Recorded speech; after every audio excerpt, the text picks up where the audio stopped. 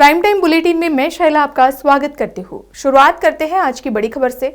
Samajwadi party ने अपने manifesto में चुनावी वादों का पिटारा खोल दिया है। सपा ने वादा किया है कि सभी फसलों के लिए एमएसपी प्रदान की जाएगी। गन्ना किसानों को 15 दिन के अंदर भुगतान किया जाएगा।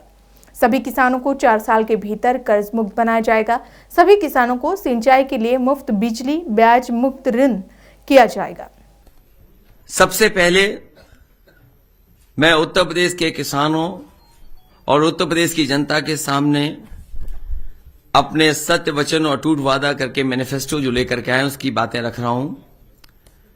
पहला बिंदु यह है कि सभी फसलों के लिए एमएसपी प्रदान की जाएगी और गन्ना किसानों को 15 दिन में उनका भुगतान सुनिश्चित किया जाएगा। इसके लिए अगर फार्मर्स कॉर्पस फंड भी बनाना पड़ेगा तो बनाया जाएगा। सभी किसानों को 4 साल के भीतर यानी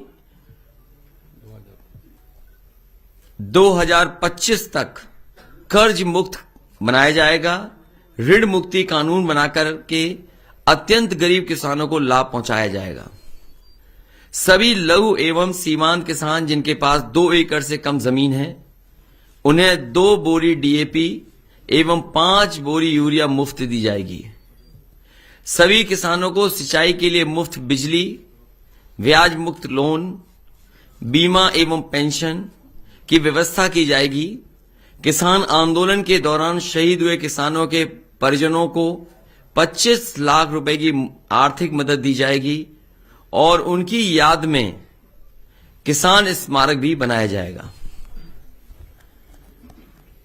महंगाई पर बार चौथा बिंदु, सभी बीपीएल परिवारों को प्रति वर्ष 2 एलपीजी सिलेंडर मुफ्त में दिया जाएगा। सभी दो पहिया वाहन मालिकों को प्रति माह 1 लीटर पेट्रोल एवं ऑटो रिक्शा चालकों को प्रति माह 3 लीटर पेट्रोल एवं 6 किलो सीएनजी मुफ्त प्रदान की जाएगी। Urban employment guarantee act MNREGA की तर्ज पर बनाया जाएगा। समाजवादी पार्टी सरकार आईटी सेक्टर की समीक्षा कर उसे पुनर्जीवित और प्रोत्साहित करने ताकि सेक्टर विकास के इंजन के रूप में कार्य कर 22 लाख लोगों को रोजगार दे सके। महिलाओं को सरकारी नौकरियों में 33% आरक्षण पुलिस समेत सभी सरकारी नौकरियों में प्रदान किया जाएगा। उत्तर प्रदेश में सीएम योगी के खिलाफ हुंकार भरने वाले आजाद समाज पार्टी के सर्वेसर्वा चंद्रशेखर आजाद ने आज गोरखपुर से पर्चा भरा, जिस दौरान चंद्रशेखर के समर्थकों का एक हुजूम दिखाई दिया।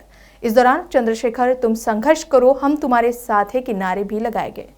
गोरखपुर जनपद के शहरी विधानसभा से भीम आर्मी के संस्थापक एवं आजाद समाज पार्टी के राष्ट्रीय अध्यक्ष एडवोकेट चंद्रशेखर आजाद के पर्चा दाखिल में गोरखपुर की अनचाही तस्वीर बदल दी। ये भीड़ चंद्रशेखर के विरोधक माने या ना माने पर इस बात की सूचक है कि आगामी दिनों में यूपी की आबोहवा जरूर बदलेगी।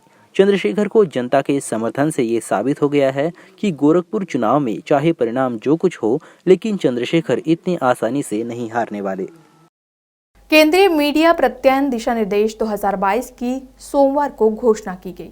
इसके तहत ऑनलाइन समाचार मंचों के लिए काम कर रहे पत्रकारों की मान्यता के लिए भी दिशा निर्देश दिए गए हैं। केंद्रीय सूचना एवं प्रसारण मंत्रालय ने अपने नए दिशा निर्देशों में कहा है कि देश की सुरक्षा, संप्रभुता और अखंडता के साथ साथ सार्वजनिक व्यवस्था, शालीनता या नैतिकता के लिए प्रतिकूल तरीके से काम करने वाले पत्रकार अपनी सरकारी मान्यता खो देंगे।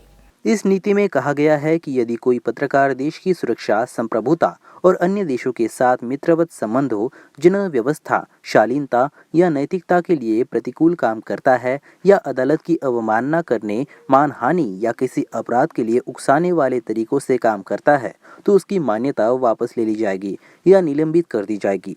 यदि किसी पत्रकार या उसके मीडिया संस्थान को फर्जी दस्तावेज या गलत सूचना देते पाया जाता है तो भी उसकी मान्यता कम से कम 2 सालों के लिए या अधिकतम 5 साल के लिए निलंबित कर दी जाएगी। इसके अलावा मान्यता प्राप्त मीडिया कर्मियों को सार्वजनिक social media profile, visiting card, पत्रों या किसी प्रपत्र या किसी भी प्रकाशित सामग्री पर भारत सरकार से मान्यता प्राप्त शब्दों का उपयोग करने से प्रतिबंधित कर दिया गया है। मंत्रालय प्रेस सूचना ब्यूरो PIB के प्रधान महानिदेशक की अध्यक्षता में केंद्रीय मीडिया प्रत्यापन समिति CMC का गठन कर रहा है। इसके साथ ही इसमें सरकार द्वारा नामित 25 सदस्य शामिल है।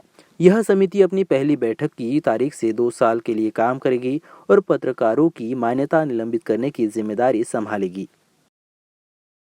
कर्नाटक में हिजाब से शुरू हुआ विवाद अब नए मोड़ पर आ गया है और इसी विवाद के बीच अब एक वीडियो सामने आया है जिसमें शिमोगा के एक कॉलेज में एक लड़के को पोल पर चढ़ते और भगवा झंडा फहराते हुए देखा जा सकता है। छात्र ने कथित तौर पर राष्ट्रीय ध्वज को हटाकर भगवा झंडा लगा दिया है।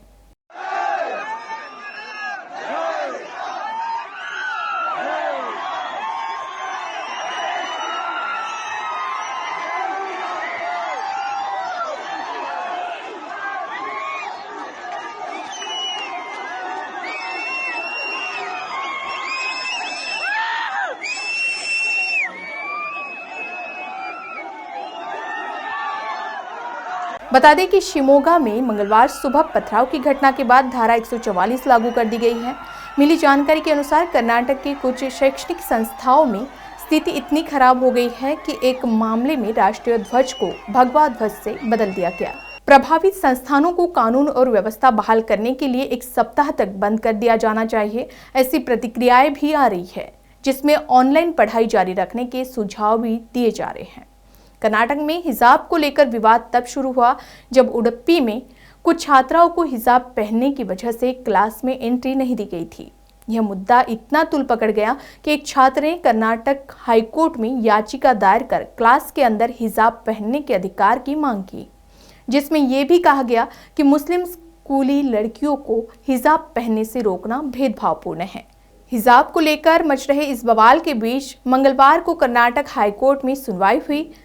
हाईकोर्ट ने कहा कि हम कारणों और कानून के मुताबिक चलेंगे, किसी के जुनून या भावनाओं से नहीं। जो संविधान कहेगा वो हम करेंगे। हमारे लिए संविधान ही भगवद गीता है। इसके बावजूद भी मुस्लिम लड़कियों के स्कूल में हिजाब पहनने के अधिकार पर एक राजनीतिक विवाद छिड़ गया है। हिजाब विवाद ने राजनीतिक रंग ले लिया है। सत्तारूढ़ भारतीय जनता पार्टी ने हिजाब को धार्मिक प्रतीक बताते हुए शैक्षणिक संस्थाओं द्वारा पालन किए जाने वाले पोशाक से संबंधित नियमों का समर्थन किया है। वहीं विपक्षी दल कांग्रेस मुस्लिम लड़कियों के समर्थन में सामने आई। मध्य प्रदेश के स्कूल शिक्षा मंत्री इंदर सिंह परमार ने कहा है कि हिजाब यूनिफॉर्म का हिस्सा नहीं है। यदि ऐसा कहीं हो रहा है तो इस पर पाबंदी लगाई जाएगी।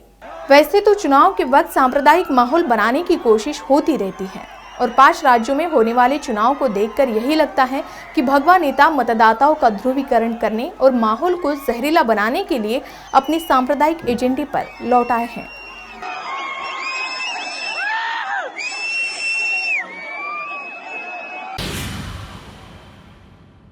समाजवादी पार्टी के अध्यक्ष अखिलेश यादव ने आगरा के फतेहाबाद निर्वाचन क्षेत्र के एक विकलांग व्यक्ति सुरेंद्र सिंह द्वारा सपा को वोट देने की बात कहने के बाद उससे जबरदस्ती दूसरी पार्टी को वोट डलवाने का आरोप लगाते हुए चुनाव आयोग से कार्रवाई की मांग की है।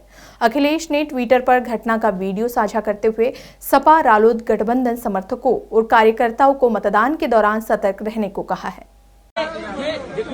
वोट तो आपने अपनी मर्जी से डाला हुआ डाला नहीं